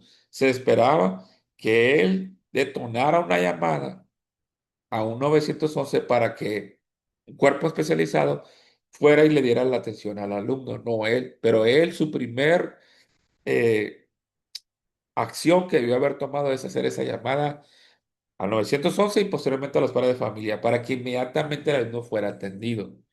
Y no esperar a que el alumno se empezara a sentir mal, dejarlo ir a su casa y que luego se vinieran esas situaciones complicadas, porque al final de cuentas nosotros, nuestra función no es ser médico, es vigilar. Si el alumno se golpeó, a ver, ¿te sientes bien? ¿Traes raspadura? ¿Te cortaste? ¿Hay sangre? O sea, primero tengo que darle una estabilidad de salud y emocional hasta donde me permita, hasta donde yo tenga la capacidad de, independientemente que en ese momento tengo que hablar a un cuerpo específico de ambulancia para que venga y lo atienda. Pero no lo puedo dejar así nomás, porque tengo un derecho de prioridad de socorro que debo de atender, ¿no? Aquí habla, dice, ante un riesgo para la integridad de un alumno, ningún trámite de prioridad, si una oración previa debe ser una acción inmediata. Ejemplo. Alumno herido, dice, el docente pide tener un trámite urgente, el director prioriza la atención médica. O sea, llega un maestro y, por ejemplo, dice, oiga, maestro, es que de la supervisión nos están pidiendo esto, que tenemos que ir en este formato, que porque se va a ir, porque van a perder la beca, por lo que sea. Pero de repente un chamaco se golpeó y un sangrerillo porque se cortó y es muy exagerada la sangre. Entonces, El directivo no sabe si es exagerado o no, el directivo se aboca a tener alumno. Por eso la respuesta aquí correcta es derecho de prioridad. Artículo 17. La atención que se dio es propiamente al alumno como debe haber sido. Entonces, el interés superior de la infancia habla de esto. Dice aquí, tres elementos para vigilar que se dé cumplimiento con base a este acuerdo. El acuerdo 170525. Número uno, proteger los intereses jurídicos esenciales de los menores, no del directivo, la institución ni los padres. Yo siempre, cuando hablamos del interés superior de la niñez, tengo que atender a los derechos del niño inmediatamente. Lo primero que tengo que atender. Miren, los alumnos, todos nosotros, dice el artículo primero que somos iguales ante la ley, hablando de la constitución política. Pero realmente en la práctica, los alumnos tienen un supraderecho, se le llama. ¿Qué significa esto? Que independientemente de las necesidades que yo como persona, que también yo soy sujeto de derechos, los alumnos ahora también son sujetos de derecho. Anteriormente eran objeto de derecho. ¿Qué significaba esto? Que el papá tomaba decisiones por el alumno porque el papá era el custodio, el que tenía la custodia y era el que tenía la tutela del menor. ¿Sí? Pero ahora, antes el papá le decía, te vas a cortar el pelo y te vas a poner esta falda y todo eso porque yo soy tu papá. Yo soy tu tutor y tengo derecho sobre ti porque eres un objeto, antes era objeto de derecho. Ahora son sujeto de derecho, que significa que si un alumno dice, me quiero pintar el cabello de tal color y quiero dejarme el cabello largo, el alumno tomó una decisión y nosotros debemos de respetar la decisión porque él ya tiene una autodeterminación y él mismo puede asumir sus propias decisiones. ¿Con base a qué? Con base al nivel de madurez que tenga el alumno, pues no. Obviamente, obviamente que si un alumno dice, oye, este, quiero comprar una pistola, por ejemplo, pues ahí todavía no tiene la madurez para tomar ese tipo de decisiones y ahí sí el papá, que es el tutor, debe tomar la determinación de actuar sobre el alumno. ¿Por qué? Porque aunque el alumno tenga libertad de decisión de comprar cosas, si aquello que va a comprar puede violentar su integridad física, el papá tiene que atender esa situación y verificar que no se vulnere su integridad física. Por eso ahí sí puede interceder. Pero si la decisión que el alumno está tomando no vulnera su integridad física, no violenta su derecho, como pintarse el cabello, por ejemplo, el papá pues debe de respetar esa decisión, que muchas veces no se da, ¿no? A eso se refiere con el punto número uno, que el alumno está por encima de todas necesidades que pudiéramos tener los adultos. Primero, la atención debe ser prioritaria del menor. Segundo punto, acciones del Estado fueron razonables. Hay que verificar, por ejemplo, la atención del menor. A lo mejor, retomando el ejemplo de que el menor sufrió una situación donde requiere un trámite urgente, de repente, a lo mejor la policía no vino a tiempo, la ambulancia no vino a tiempo, etcétera. Entonces yo tengo que evaluar con base a la norma si de alguna manera la actuación de las personas que le debieron haber brindado auxilio con base a lo que dice el artículo 17, a lo mejor no la atendieron de manera rápida y oportuna. Entonces, ¿qué pasa aquí? Que yo debo de elaborar un informe. Levanté un reporte para que una ambulancia y tardó más de 2 horas en llegar, motivo por el cual el alumno se estaba perdiendo sangre, no sé, situaciones así. Siendo un tema que, o sea, me corresponde a mí también hablar de eso, ¿no? Y el punto 3 dice riesgo de peligro inmediato para la víctima, respuesta urgente cuando ese riesgo existe.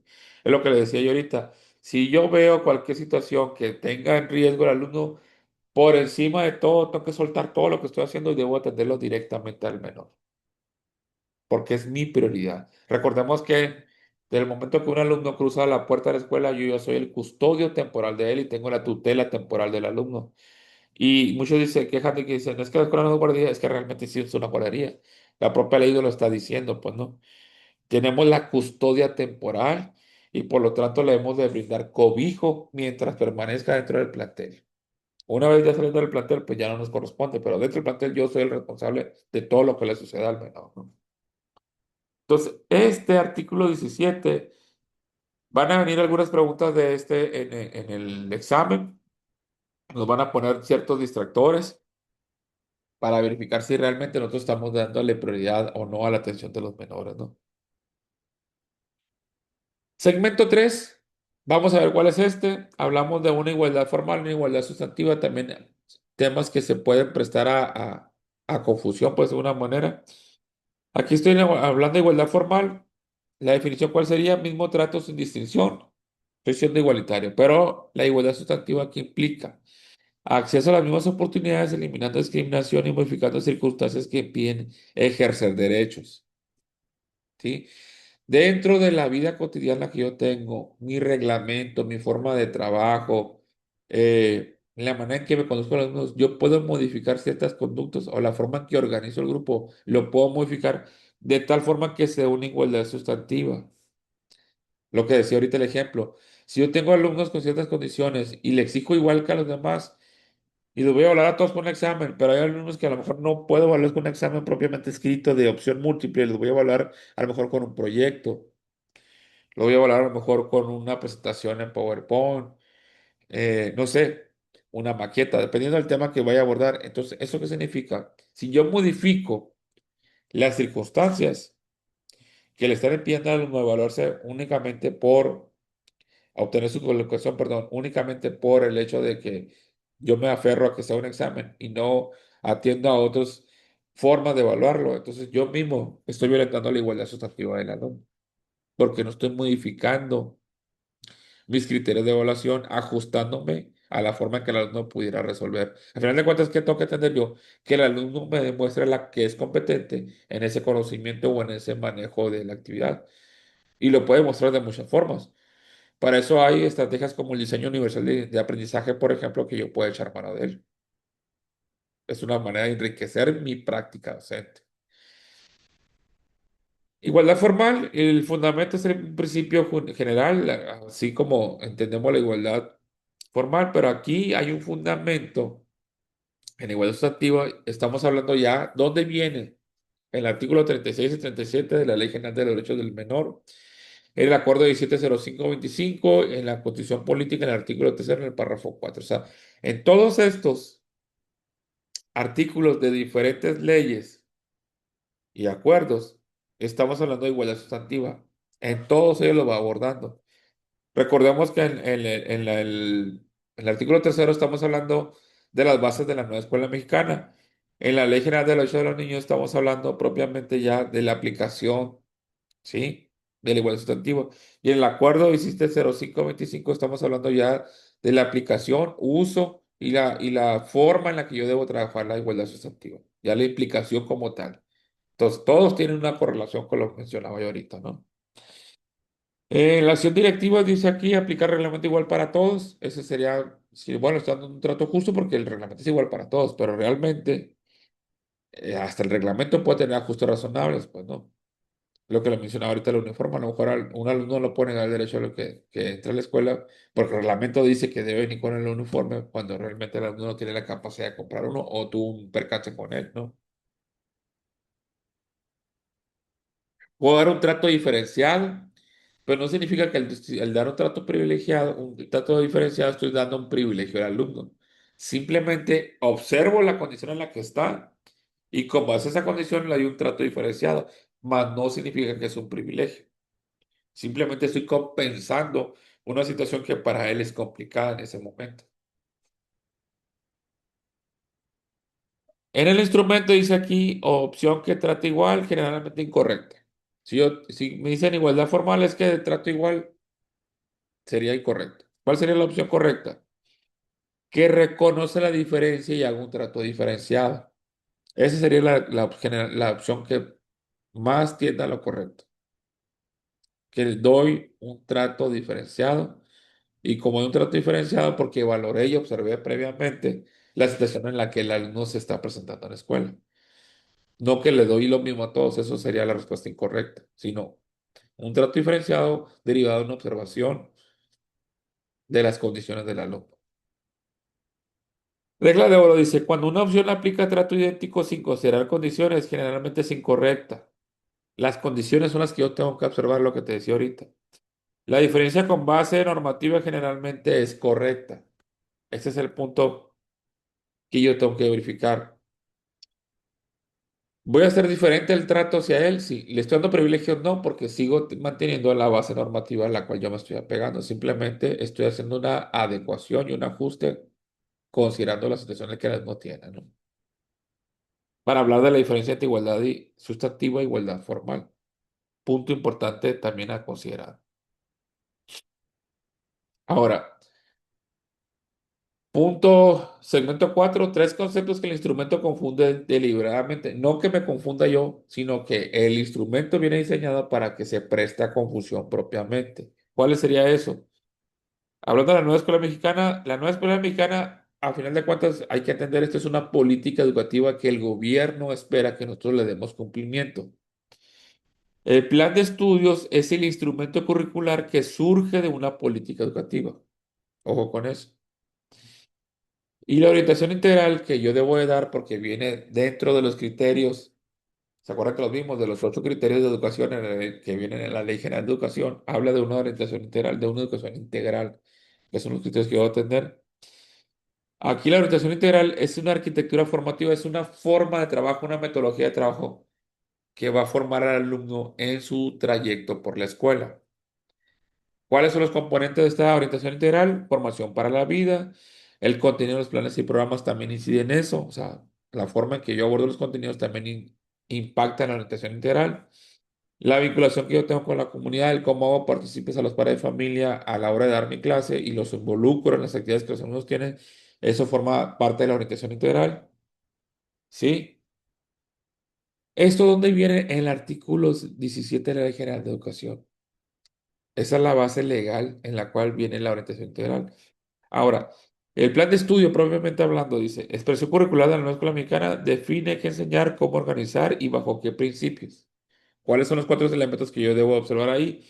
La integración curricular, la autonomía profesional, la comunidad como el único integrador y el derecho a la educación. Esos son los 4 elementos que conforman el plan de estudio.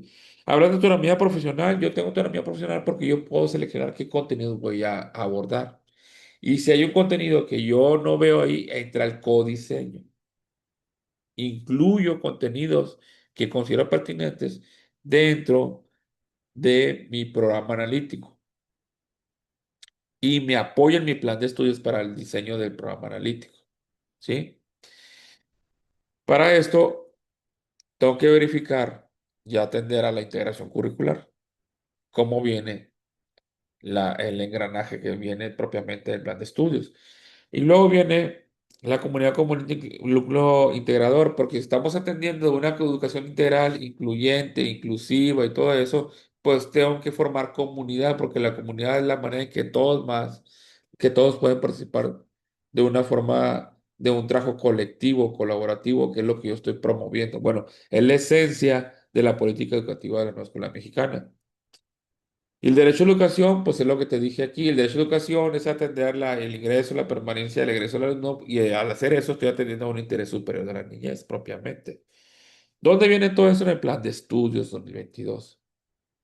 Ahora, la nueva escuela mexicana es un concepto de la escuela pública que busca equidad, excelencia y mejora continua. Ya hablamos de qué implica la excelencia, hablamos de la mejora continua y hablamos de la equidad. Ahora, ¿cuáles son los objetivos de la nueva escuela mexicana? ¿Dónde vienen estos? En el artículo 11 de la Ley General de Educación.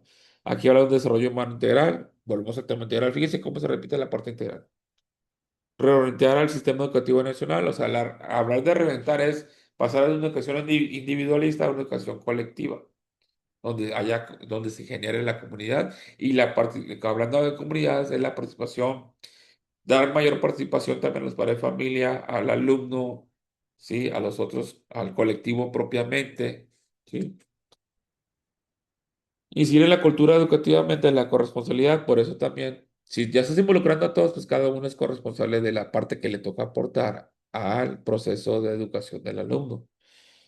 Impulsar transformaciones sociales, como estamos hablando de temas de pluriculturalidad, eh, y todo eso, de alguna manera estamos buscando que la mirada ahora sea en observar esa riqueza que tenemos ahí, que nos hayamos sacado provecho de eso porque el sistema está diseñado de otra forma y ahora voy a impulsar una transformación social porque ahora voy a incluir a esos alumnos dentro de mi práctica de una manera activa, donde ellos sean copartícipes de un trabajo en la comunidad y ese trabajo en comunidad donde ellos aportan la riqueza que ya traen por la forma en que se visten, comen, sus costumbres, la lengua que ellos practican, aporta a la comunidad esa riqueza, ¿no?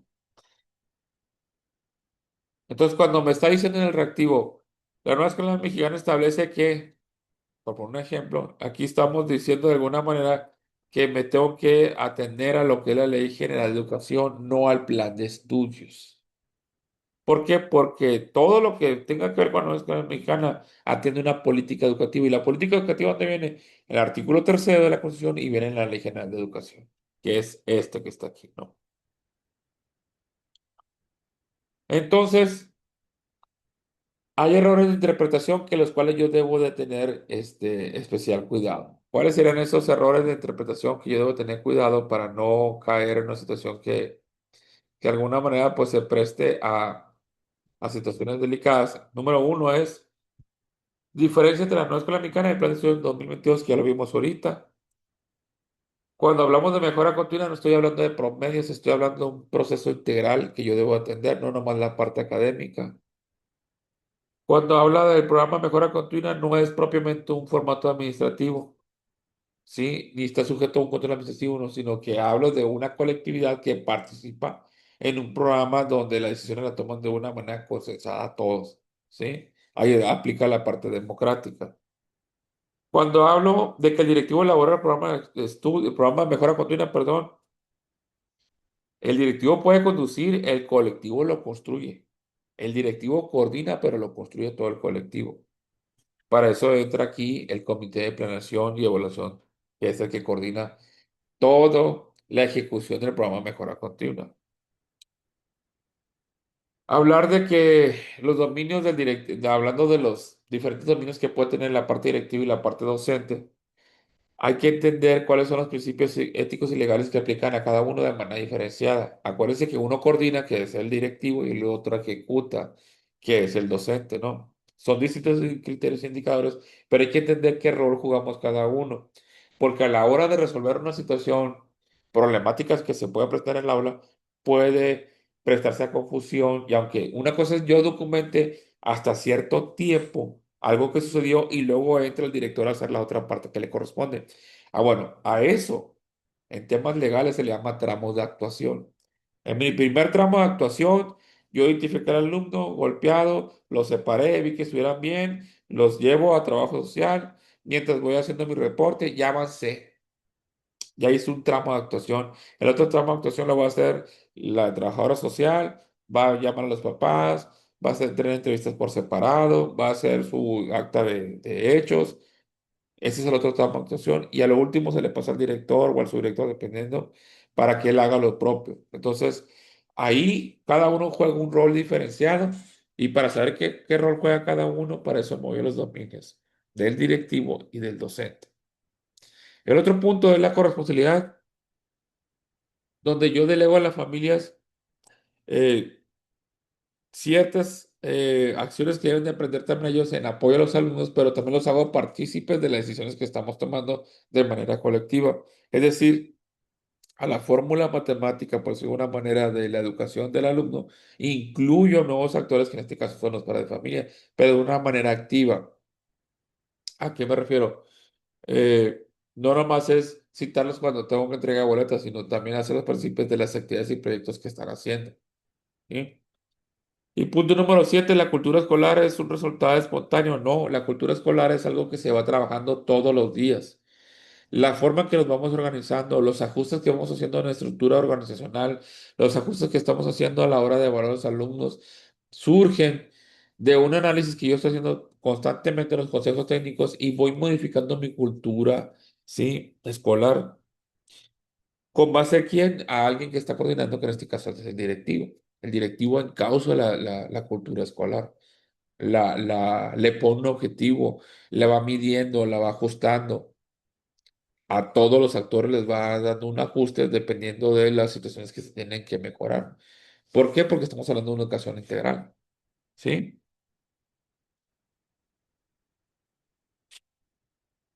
Por ejemplo, hablando ya propiamente de de un esquema de entrevistas y todo esto, perdón, de la ruta crítica, el último segmento, ya acuerdan que les dije que hay un reactivo donde uno puede poner ahí cuáles son los pasos a seguir y cuáles son los eslabones que uno va teniendo y ver en qué punto le falta algo. Por aquí tengo un ejemplo, una ruta crítica, hablando propiamente de un caso detectado las medidas de no repetición, que es el acuerdo 14.12.23. Fíjense bien, ¿cuáles son los pasos a seguir? Primero, detección y protección. Primero, seguridad física y emocional de quién es el afectado.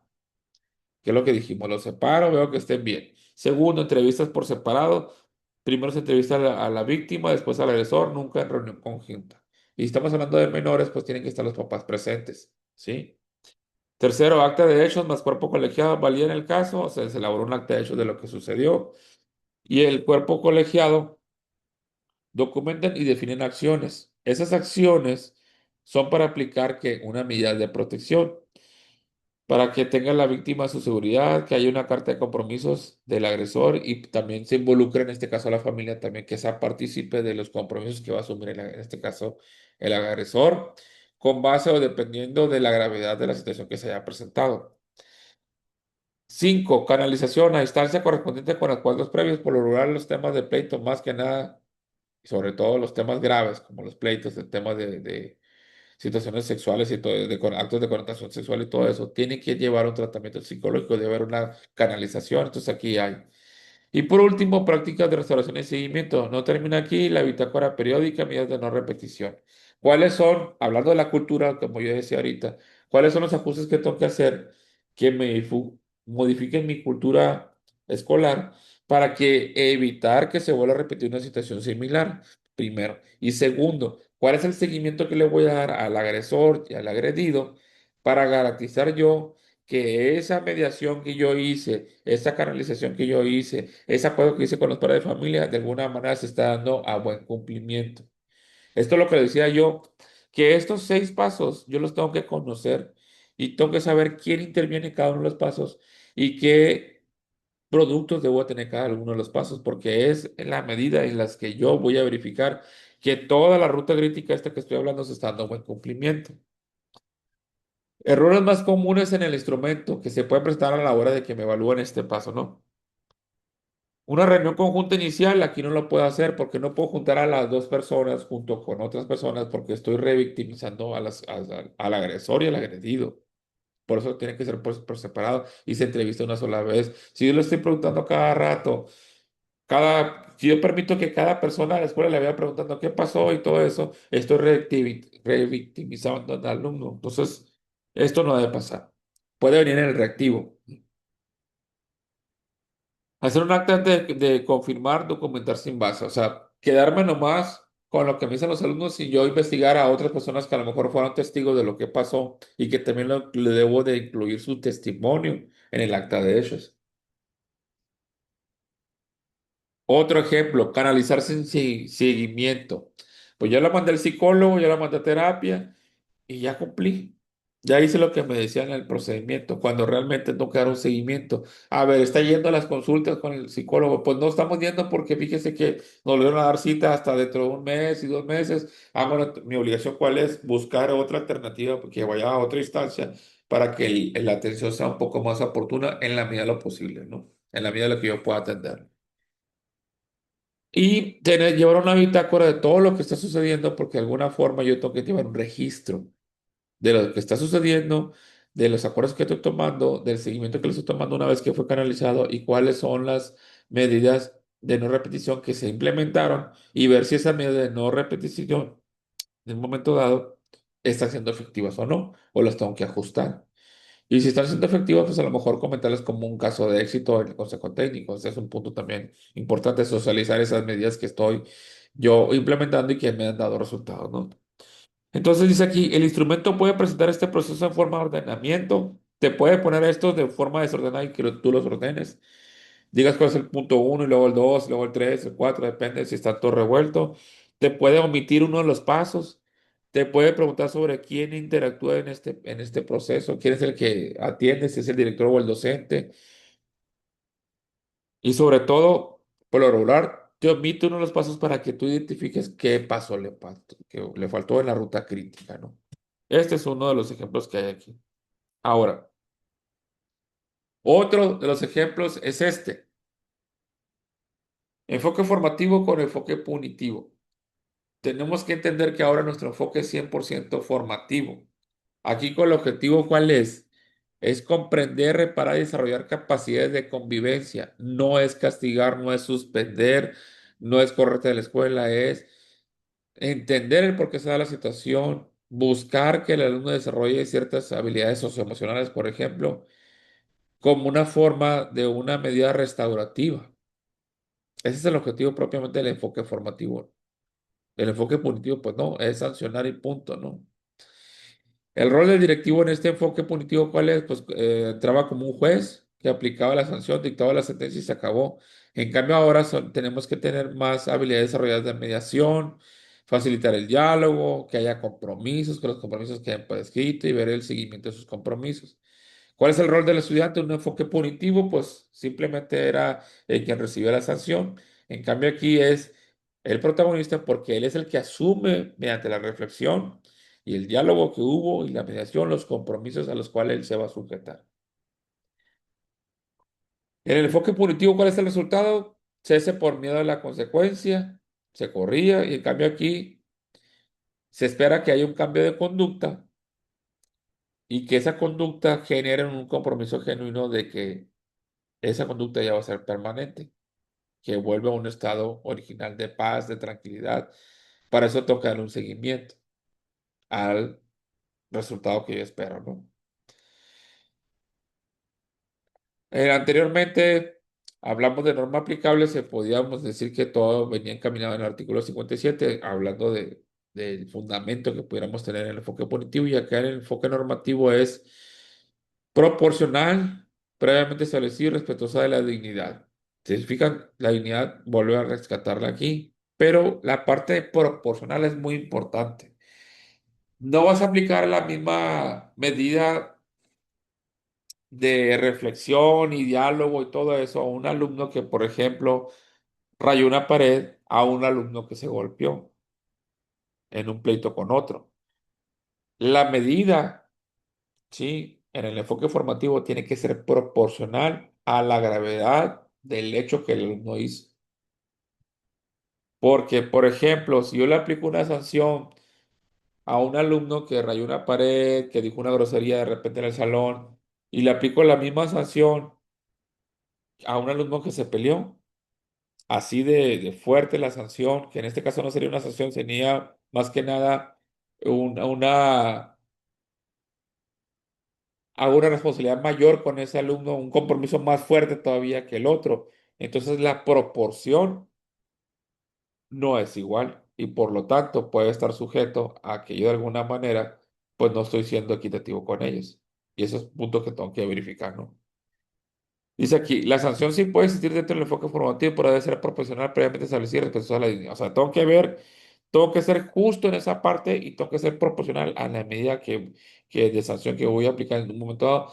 Y para eso tengo que irme a verificar mi reglamento con el cual yo me voy a basar, ¿no? Bien, vamos bien. Segmento 6, codiseño. Se habla de aquí de yo tengo plena libertad de poder decidir qué contenidos puedo abordar con base a un diagnóstico previo que tengo del grupo. Dice aquí es una deliberación curricular colectiva. Acuérdense que al principio aplicamos una serie de instrumentos para evaluar las condiciones, no nomás académicas del alumno, sino del entorno de la escuela.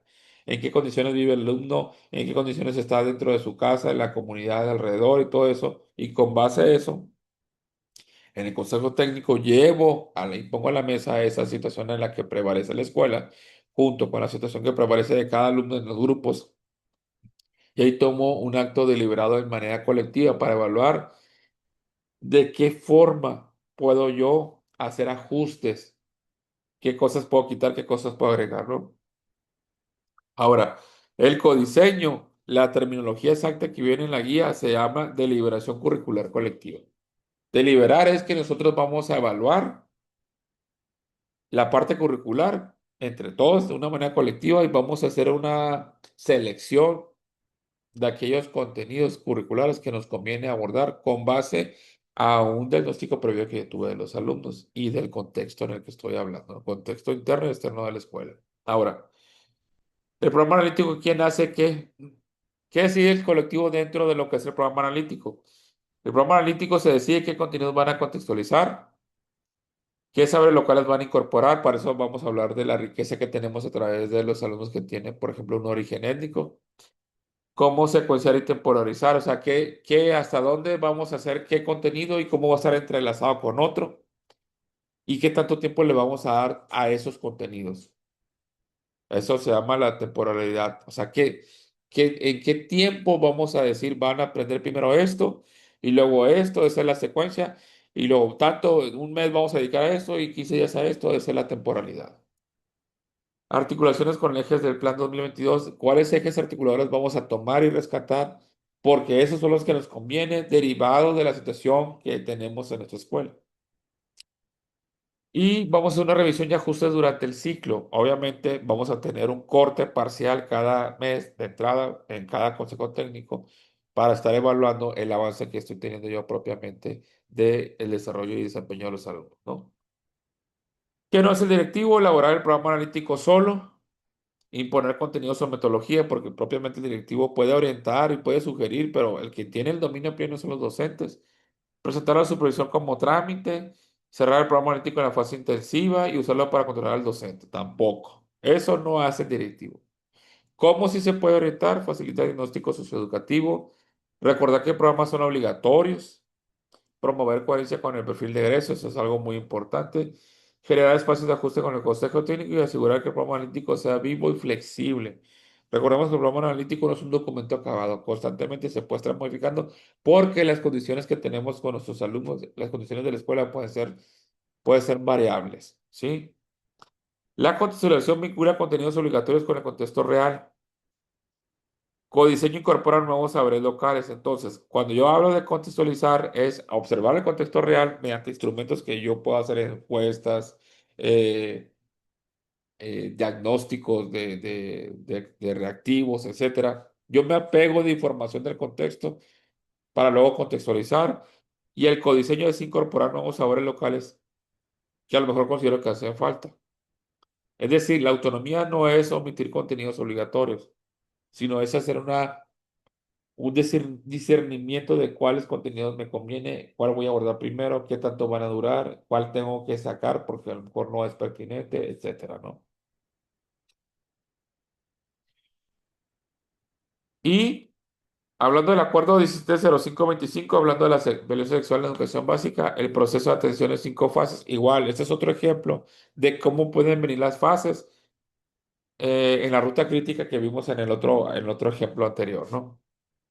Aquí hablamos lo que tú te decía, la canalización no cierra el caso. Ya la canalicé a un psicólogo, ya cierra el caso. No, el seguimiento activo y documentado es obligatorio, es obligación del directivo también. Es muy importante.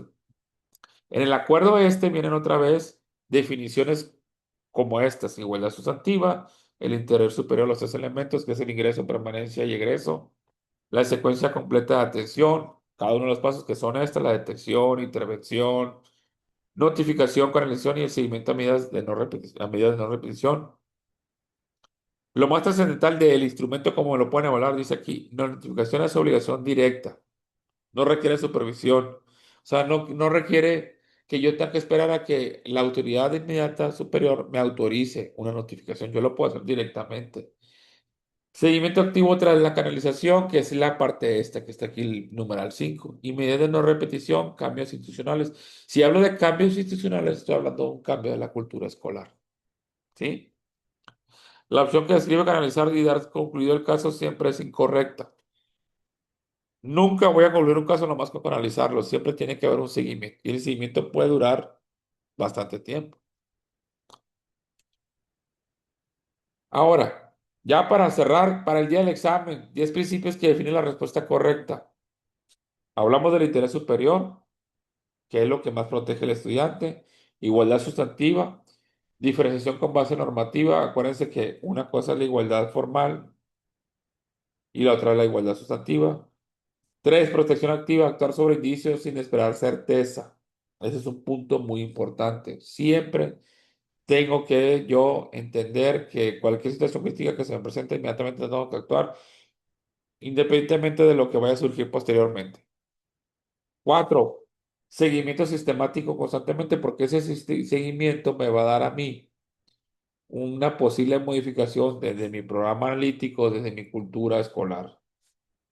Enfoque formativo, reparación y comprensión sobre sanción. Acuérdense que el tema de la sanción está totalmente fuera. Ahora es mediación, medidas de restauración, de reparación, seguimiento y comprensión. Seis, acción colectiva, no actúo yo solo. Hay ciertas estrategias que deben de ser, otros actores también los que deben de involucrarse en ellas. Siete, el límite de competencias, ¿qué me toca a mí? ¿Qué le toca al directivo? En mi tramo de actuación, en mi periodo en el cual yo tengo que hacer la resolución de una situación que se me presenta. Ocho, obligación directa. Algunas instituciones no esperan autorización. Lo mismo que te decía, o sea, tú viste la situación, tú viste la parte crítica, tú tienes que actuar. Porque tú fuiste el primer testigo que pudiera ser como que el primer respondiente, el primero que se da cuenta de la situación crítica que está prevaleciendo. Nueve, autonomía respetada. Acompañar sin instituir la decisión del docente. Le vas a dar la autonomía a los docentes como directivo, pero también hay una corresponsabilidad que se tiene que manejar ahí. Como dicen por ahí, un máximo de libertad, un máximo de orden. Y 10, mejora continua real, reflexión colectiva en un formato pues no burocrático, pero sí que de alguna manera hay una observación constantemente de la forma en que nos estamos conduciendo, porque esto forma parte de la educación de excelencia. Acuérdense que la educación de excelencia tiene que ver con un mejoramiento, con la parte integral, que sea constante, ¿sí? Y que siempre tienda todo a un máximo logro, ¿ok? Dice aquí, el examen no mide cuántas leyes conoces, mide si puedes actuar conforme a ellas ante situaciones concretas. Esto sería como una visión panorámica de los puntos que tienes que considerar a la hora de hacer el examen de promoción horizontal, los puntos que tienes que tener cuidado y para que entiendas un poquito la forma en la que tú vas a analizar el reactivo a la hora que estás presente en él, que es otro punto importante. Y bueno, te quise dar una pequeña inducción para que tengas una visión genérica de todo lo que se puede manejar en el tema de profesión horizontal.